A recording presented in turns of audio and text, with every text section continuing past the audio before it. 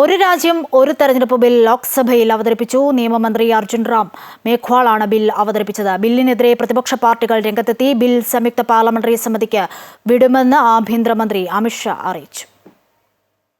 രാജ്യത്തെ ലോക്സഭാ നിയമസഭാ തെരഞ്ഞെടുപ്പുകൾ ഒരുമിച്ചും 100 ദിവസത്തിനകം തദ്ദേശ സ്വയംഭരണ തെരഞ്ഞെടുപ്പുകളും നടത്താൻ നിർദ്ദേശിക്കുന്ന ഒരു രാജ്യം ഒരു തെരഞ്ഞെടുപ്പ് ഭരണഘടനാ ഭേദഗതി ബിൽ ശക്തമായ പ്രതിപക്ഷ പ്രതിഷേധങ്ങൾക്കിടെയാണ് ലോക്സഭയിൽ അവതരിപ്പിച്ചത്.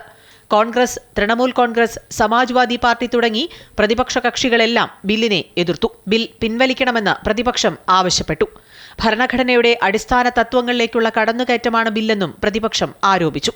Listen, sir, it is not an election reforms.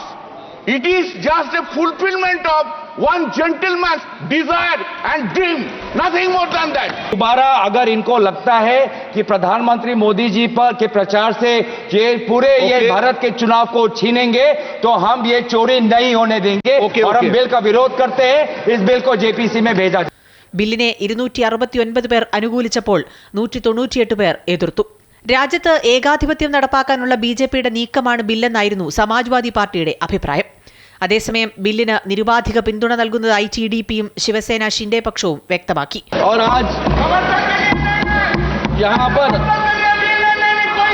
विपक्ष वाले 6 महीने से हर एक मुद्दे को असंवैधानिक बताने की कोशिश यहाँ पर कर रहे हैं.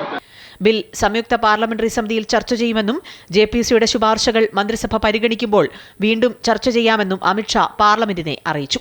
संवैधानिक संशोधन जब कैबिनेट में चर्चा में आया तब प्रधानमंत्री जी ने स्वयं मंशा व्यक्त करी थी कि इसको जेपीसी को देना चाहिए. इस पर विस्तृत चर्चा सभी स्तर पर होनी चाहिए.